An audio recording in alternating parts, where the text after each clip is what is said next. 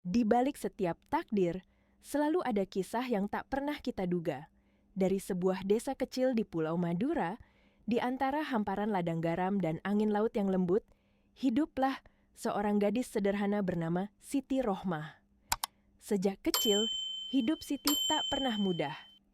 Ia lahir dari keluarga petani garam, yang setiap harinya berjuang menaklukkan panas matahari dan kerasnya hidup.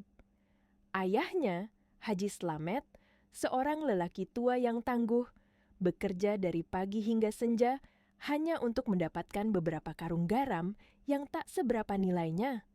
Sementara ibunya, Ibu Maryam, seorang perempuan lembut dan penyabar, sesekali berjualan makanan kecil di pasar desa demi menambah penghasilan. Siti adalah anak sulung dari 3 bersaudara. Sebagai anak pertama, ia memikul tanggung jawab besar. Setiap pagi sebelum fajar, ia sudah terjaga, membantu ibunya menyiapkan dagangan, lalu bergegas ke sekolah dengan langkah cepat menyusuri jalan tanah yang dingin. Sepulang sekolah, ia membantu ayahnya di tambak atau menjaga kedua adiknya, Hasan dan Zainab, yang masih kecil. Namun, sekeras apapun mereka bekerja, hidup tetap terasa berat. Musim kemarau panjang membuat tambak garam mengering, harga hasil panen pun sering jatuh. Malam-malam, mereka sering diisi dengan doa dan harapan bahwa suatu hari rezeki akan datang mengetuk pintu rumah mereka yang sederhana. Dalam keheningan malam itu, Siti sering duduk di beranda memandang langit Madura yang bertabur bintang. Ia bermimpi, bukan untuk dirinya sendiri, tapi untuk orang tuanya, untuk adik-adiknya. Dan dari sanalah muncul sebuah keputusan yang kelak akan mengubah seluruh hidupnya. Keinginan itu muncul pertama kali ketika Siti mendengar cerita dari tetangganya, Bu Rina. Anak perempuan Bu Rina, Mbak Fitri, bekerja di Arab Saudi sebagai tenaga kerja wanita dan hidupnya berubah total. Setiap bulan, ia mengirim uang ke rumah. Bahkan, ia berhasil membangun rumah megah di tengah desa, sesuatu yang membuat semua orang terkagum-kagum. Sore itu, di teras rumah yang sederhana, Bu Rina berkata dengan nada menggoda, "Kalau kamu bisa kerja di Arab, kamu bisa bantu keluarga. Hidupmu juga bakal lebih baik, Siti." Kata-kata itu menancap dalam di hati Siti. Sejak malam itu, ia mulai berpikir serius. Namun, pikirannya bercampur antara harapan dan ketakutan. Ia tahu banyak kisah tentang para TKW yang disiksa majikan, tidak digaji, atau bahkan tidak bisa pulang. Tapi di sisi lain, ada juga mereka yang berhasil, seperti Mbak Fitri. Beberapa malam kemudian, ketika keluarga mereka duduk bersama di ruang tengah, Siti memberanikan diri membuka suara. "Pak, Bu, Siti kepikiran mau kerja ke luar negeri, ke Arab Saudi." Ruangan itu seketika hening. Ayahnya yang sedang menyeruput kopi langsung terdiam. Ibunya menatapnya, matanya berkaca-kaca. "Kamu yakin, Nak? Kerja di negeri orang itu berat, jauh dari keluarga." Siti menarik napas panjang. "Siti tahu, Pak. Tapi Siti ingin bantu keluarga. Hasan dan Zainab butuh biaya sekolah. Kalau Siti tetap di sini, hidup kita akan tetap begini-begini saja." Air mata menetes di pipi Ibu Maryam. "Tapi, bagaimana kalau nanti kamu diperlakukan buruk, Nak?" Dengan suara bergetar namun penuh keyakinan, Siti menjawab pelan, "Insya Allah, Bu." Siti kuat. Siti akan cari agen yang resmi, biar aman. Akhirnya, setelah banyak pertimbangan dan doa, keluarga itu pun sepakat melepas kepergian Siti. Meski dengan hati berat yang tak bisa diungkapkan kata. Beberapa minggu kemudian, Siti berangkat ke Surabaya untuk mendaftar ke agensi tenaga kerja resmi dengan bantuan Mbak Fitri. Ia menjalani pelatihan, pemeriksaan kesehatan, dan wawancara panjang. Dan pada akhirnya, ia dinyatakan lolos. Ia akan bekerja di Arab Saudi sebagai asisten rumah tangga. Hari keberangkatan tiba. Di Bandara Juanda, tangis pun pecah. Ibu Maryam memeluk anaknya erat, seakan tak ingin melepaskan. Jaga diri baik-baik, Nak. Jangan lupa salat dan selalu berdoa. Insya Allah, Bu. Siti janji akan pulang membawa kebahagiaan. Dengan langkah berat dan mata sembab, Siti berjalan menuju gerbang keberangkatan. Pesawat yang akan membawanya ke tanah Arab sudah menunggu. Ia tidak tahu apa yang menantinya di sana. Yang ia tahu, ini adalah awal dari perjalanan panjang menuju takdir luar biasa. Pesawat yang membawa Siti dari Surabaya akhirnya mendarat di Bandara King Abdul Aziz, Jeddah. Begitu pintu kabin terbuka, hembusan udara panas khas Timur Tengah langsung menyambut wajahnya. Langit tampak seperti membara, dan pasir di kejauhan berkilau diterpa matahari. Siti menatap sekeliling, negeri asing ini terasa begitu megah sekaligus menakutkan. Bersama rombongan TKW lainnya, ia diarahkan ke tempat penampungan sementara sebelum dijemput oleh majikan masing-masing. Hari-hari di sana terasa panjang dan melelahkan. Namun di tengah rasa cemas, Siti berkenalan dengan seorang wanita paruhbaya bernama Bu Yuni, sesama pekerja asal Indonesia. Suara lembutnya menjadi penenang di tengah kecemasan. Jangan takut, Nak. Orang Arab itu baik kalau kita niat kerja dengan hati. Yang penting, jaga sopan santun dan jangan lupa berdoa. Siti mengangguk sambil mencoba menenangkan diri. Malam itu, ia tidak bisa tidur. Hanya memandangi langit gurun dari balik jendela kecil asrama. Ia berbisik pelan, "Ya Allah, lindungilah aku, beri aku kekuatan." Beberapa hari kemudian, tibalah waktu yang ditunggu. Nama Siti dipanggil oleh petugas agensi. "Siti Rohmah, siap-siap, majikanmu sudah datang." Siti mengangkat koper kecilnya, hatinya berdebar keras. Mobil hitam besar berhenti di depan gedung dan Siti diarahkan masuk. Perjalanan panjang dimulai. Mereka melewati jalan-jalan lebar, gedung-gedung tinggi, hingga akhirnya mobil itu berhenti di depan sebuah istana megah di Riyadh. Gerbang besi berukir emas terbuka perlahan. Dari kejauhan, tampak taman luas dengan pohon kurma berjejer rapi dan air mancur yang menari di tengah halaman. Siti menatap kagum. Ia tidak pernah melihat kemewahan seperti ini seumur hidupnya. Pintu istana terbuka, dan seorang wanita anggun dengan wajah tegas menyambutnya. "Namaku Madam Salma, aku kepala pelayan di rumah ini. Ingat, kamu harus bekerja dengan baik. Ini bukan rumah sembarangan. Ini rumah Sultan Abdul Aziz." Nama itu bergema di kepala Siti. Sultan Abdul Aziz, nama yang hanya ia dengar di berita dan doa-doa orang kaya. Kini, takdir membawanya untuk bekerja di istana pria itu. Hari-hari pertama terasa berat. Siti harus bangun sebelum subuh, membersihkan ruangan besar, menyapu taman, dan membantu dapur. Namun, ia tak pernah mengeluh. Dalam lelahnya, ia selalu berkata dalam hati, "Siti kuat, demi keluarga di Madura." Tanpa ia sadari, seseorang diam-diam memperhatikannya. Seorang pria berwibawa dengan jubah putih dan sorban emas, berdiri di balkon atas istana, menatap ke taman tempat Siti bekerja. Tatapannya tajam namun lembut.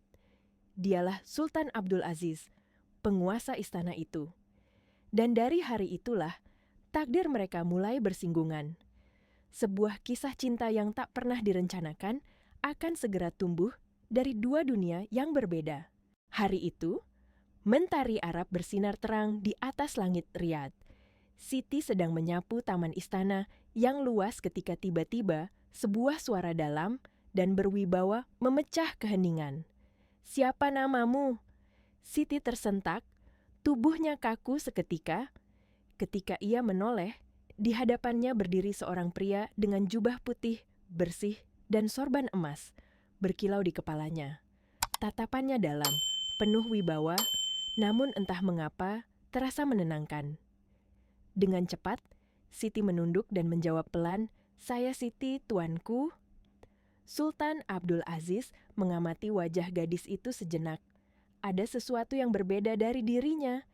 tidak seperti pelayan lain yang biasanya gemetar atau bersikap berlebihan. Siti tampak tenang, tulus, dan sederhana. "Kamu dari mana?" tanya Sultan lagi. "Dari Indonesia, tuanku." "Dari Madura," jawab Siti sambil menunduk. Senyum tipis terukir di bibir Sultan. "Madura, aku pernah mendengar," katanya perempuan di sana pekerja keras dan setia. Siti hanya tersenyum malu. Ia tidak menyangka seorang sultan akan berbicara begitu ramah padanya. Sejak hari itu, tanpa disadari, pertemuan-pertemuan kecil sering terjadi. Kadang di taman, kadang di lorong istana, atau sekadar tatapan singkat di halaman. Sultan mulai terbiasa memperhatikan Siti dari kejauhan. Bagaimana ia bekerja tanpa lelah, bagaimana ia tersenyum lembut saat menyapa pelayan lain. Dan perlahan, di hati Sultan yang selama ini sepi, sebuah perasaan halus mulai tumbuh. Perasaan yang tak bisa ia pahami. Sementara, bagi Siti, setiap kali Sultan lewat dan menatapnya, dadanya terasa berdebar aneh, sesuatu yang belum pernah ia rasakan sebelumnya. Suatu malam, ketika bulan bundar menggantung indah di langit gurun, Siti sedang duduk di taman istana, menatap bintang-bintang yang berkelip. Suara langkah pelan terdengar di belakangnya. "Siti!" Ia menoleh, dan di sana, Sultan berdiri dengan senyum lembut di wajahnya.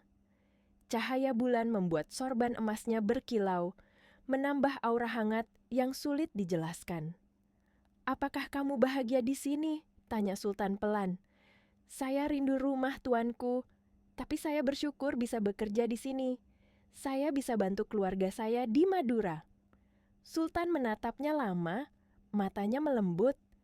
Ada sesuatu dalam cara gadis itu berbicara, tulus, jujur, dan sederhana. Dan malam itu, ketika angin gurun berembus lembut, takdir pun mulai menulis kisah cinta yang tak akan pernah terlupakan. Beberapa hari setelah pertemuan di taman itu, suasana istana terasa berbeda bagi Siti. Ia sendiri tak tahu mengapa. Setiap kali melangkah di koridor marmer yang dingin, hatinya selalu berdebar. Setiap kali bayangan jubah putih Sultan melintas di kejauhan, ia merasakan sesuatu yang tak bisa ia jelaskan. Madam Salma, sang kepala pelayan, mulai memperhatikannya. Tatapannya tajam setiap kali Sultan terlihat berbicara dengan Siti. Namun Sultan seolah tidak peduli. Ia justru semakin sering memanggil Siti untuk hal-hal kecil. Mengantar teh ke ruang baca, menyiapkan bunga di taman, atau sekadar menanyakan kabarnya. Dan setiap kali mereka berbicara, percakapan itu terasa hangat. Mereka tidak bicara tentang kekayaan atau kekuasaan, tapi tentang hal-hal sederhana. Tentang kampung halaman, tentang doa, tentang arti kesabaran. Suatu sore, di taman yang dipenuhi wangi mawar, Sultan duduk di bangku batu dan memandang Siti yang sedang menyiram bunga. Angin membawa lembut aroma tanah basah. "Siti," katanya pelan, "kamu tahu, di sini banyak orang kaya, tapi jarang ada yang tulus." Siti berhenti menyiram, menatapnya bingung. "Tulus, tuanku." "Ya," jawab Sultan, "orang bisa membeli segalanya, tapi tidak bisa membeli hati yang jujur seperti milikmu." Siti menunduk. Pipinya memanas. Ia tidak berani membalas tatapan Sultan. Namun di dalam hatinya, sesuatu tumbuh, seperti bunga yang mekar perlahan di padang pasir tandus. Malam itu, Siti berdoa lebih lama dari biasanya. Dalam sujudnya, ia berbisik, "Ya Allah, lindungi hati hamba-Mu ini. Jangan biarkan aku jatuh cinta pada sesuatu yang bukan milikku." Tapi cinta seperti pasir gurun yang tertiup angin, tak pernah bisa dikendalikan kemana ia akan berhembus. Beberapa hari kemudian, Madam Salma datang ke kamar Siti dengan wajah serius. "Sultan ingin bertemu denganmu." "Sekarang, di ruang tamu utama." Siti terkejut. Jantungnya berdetak cepat. Tangannya dingin ketika ia melangkah menyusuri lorong panjang menuju ruang tamu istana. Pintu besar terbuka Dan di sana Sultan Abdul Aziz berdiri, dengan tatapan yang lembut, namun penuh keyakinan. "Siti," katanya pelan, "aku sudah berpikir lama. Aku ingin menikahimu." Dunia Siti seakan berhenti berputar. Matanya membesar, bibirnya bergetar. Bagaimana mungkin seorang sultan ingin menikahi dirinya? Seorang gadis biasa, pelayan dari Madura. Sultan melangkah mendekat, suaranya tenang namun tegas. "Aku tidak peduli siapa kamu. Aku hanya peduli tentang hatimu. Aku melihat ketulusan di matamu, sesuatu yang tak pernah aku temukan pada siapapun." Air mata Siti mulai menetes. Hatinya bergetar hebat, antara bahagia dan takut. Dan malam itu, di bawah langit Riyadh yang berhiaskan ribuan bintang, dua hati dari dunia berbeda akhirnya bersatu dalam satu takdir, cinta yang melampaui batas status. Malam itu, setelah mendengar lamaran Sultan, Siti tidak bisa memejamkan mata. Ia duduk di ranjang kecil di kamarnya, menatap jendela di mana bulan tampak menggantung tenang di langit Riyadh. Pikirannya berputar antara percaya dan tidak percaya. Bagaimana mungkin seorang gadis sederhana seperti dirinya dipilih menjadi istri seorang sultan? Apakah ini ujian ataukah berkah yang datang dalam bentuk tak terduga? Keesokan paginya, Madam Salma datang dengan wajah yang kali ini berbeda. Nada suaranya lembut, bahkan sedikit hangat. "Siti, Sultan menunggumu di taman. Beliau ingin bicara." Dengan jantung berdebar, Siti melangkah ke taman istana, tempat di mana kisah mereka pertama kali berawal. Sinar matahari pagi memantul di air mancur, dan burung-burung kecil berkicau di antara bunga mawar yang mekar. Sultan berdiri di sana, mengenakan jubah putih dan sorban emas, menatap Siti dengan senyum yang menenangkan. "Kamu sudah memikirkannya?" tanya Sultan pelan. "Tuanku," suara Siti bergetar, "saya hanya gadis biasa. Saya tidak tahu apakah saya pantas menjadi istri seorang sultan." Sultan melangkah mendekat, tatapan matanya dalam namun penuh kelembutan. "Cinta tidak melihat pangkat atau status, Jam Siti. Aku mencintaimu bukan karena siapa kamu, tapi karena hatimu yang bersih. Aku melihat kejujuran dan ketulusan dalam dirimu, sesuatu yang lebih berharga dari semua emas di dunia ini." Air mata menggenang di mata Siti. Ia menunduk, menahan haru, dan dengan suara pelan, hampir seperti bisikan, ia menjawab, "Jika itu yang tuanku inginkan, saya bersedia." Senyum lembut terukir di wajah Sultan. Ia mengangkat tangan Siti dan mengecupnya dengan penuh hormat. "Terima kasih cintaku," bisiknya. Beberapa minggu kemudian, istana berubah menjadi lautan persiapan. Namun, Sultan menolak pesta mewah yang berlebihan. Ia ingin pernikahan yang sederhana, penuh doa dan kebahagiaan, bukan kemegahan. Hari yang dinanti pun tiba. Siti mengenakan gaun pengantin khas Arab berwarna putih keemasan, dihiasi sulaman halus di sepanjang lengan dan kerudung sutra yang menjuntai anggun. Matanya bersinar, memantulkan cahaya kebahagiaan yang murni. Sultan tampil gagah dalam jubah putih dengan sorban emas melingkar di kepalanya. Di depan para tamu undangan, keluarga kerajaan dan sahabat terdekat, mereka berdua mengucapkan janji suci pernikahan.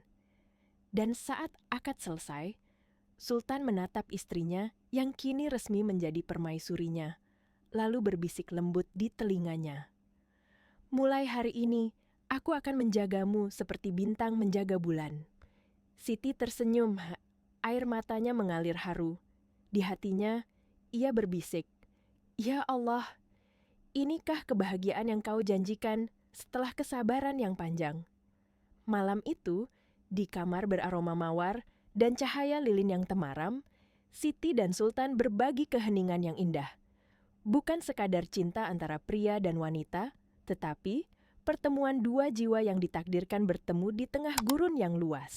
Pagi pertama sebagai istri Sultan Abdul Aziz terasa begitu berbeda bagi Siti. ia terbangun di atas ranjang megah yang diselimuti kain sutra lembut. Cahaya matahari pagi menembus tirai emas, menari-nari di dinding kamar yang luas dan indah. Untuk sesaat, Siti hanya duduk diam, menatap sekeliling, berusaha meyakinkan diri bahwa ini bukan mimpi. Di sampingnya, Sultan masih terlelap, wajahnya tenang dan damai. Siti menatapnya lama, seorang pria yang dulu hanya ia dengar namanya di televisi, kini menjadi suaminya, pendamping hidupnya.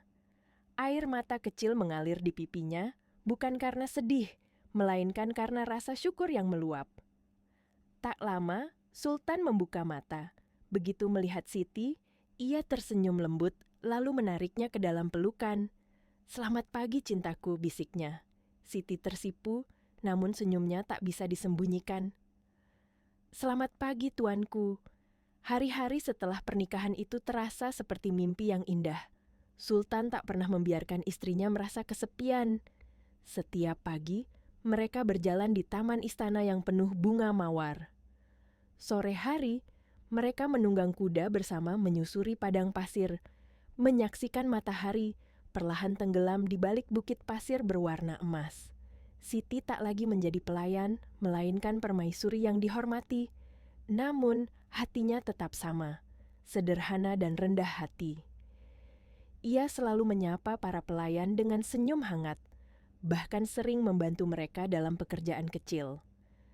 Sultan seringkali memandang istrinya dengan tatapan kagum. "Kau tidak berubah, Siti. Justru itulah yang membuatku semakin mencintaimu." Siti tersenyum pelan. "Saya hanya ingin tetap menjadi diri saya, tuanku. Saya tidak ingin lupa dari mana saya berasal."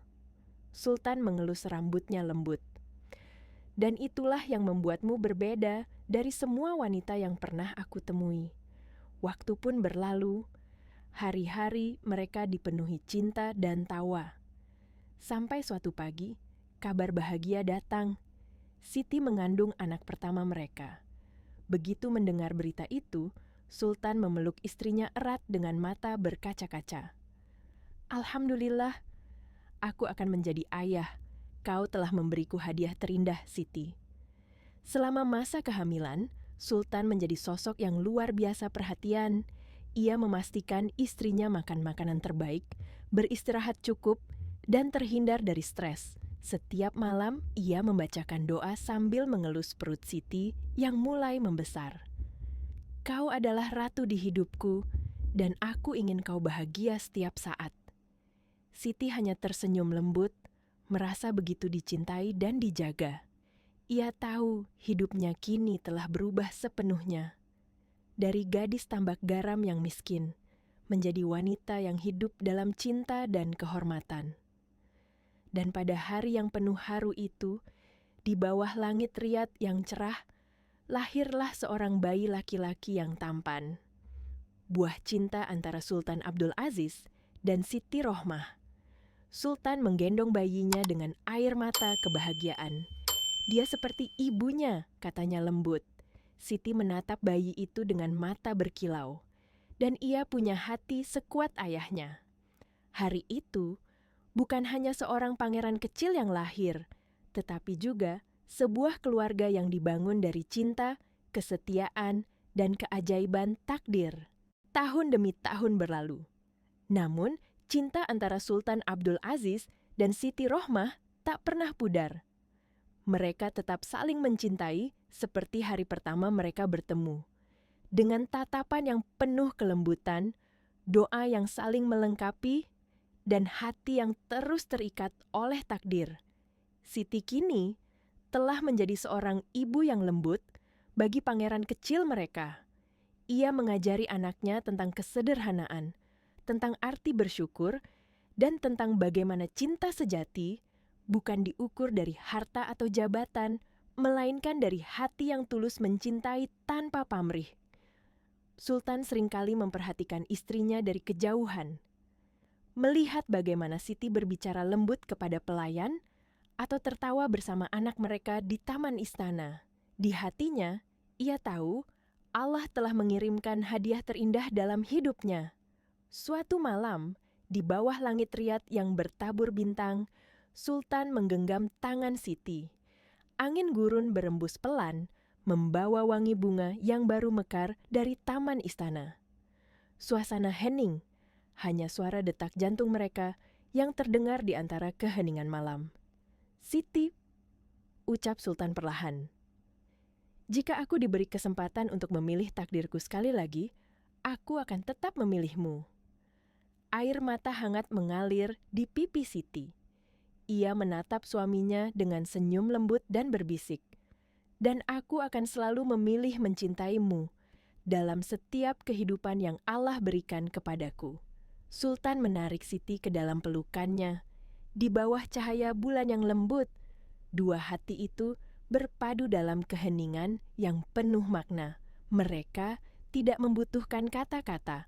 Cinta mereka telah menjadi bahasa yang tak perlu diucapkan.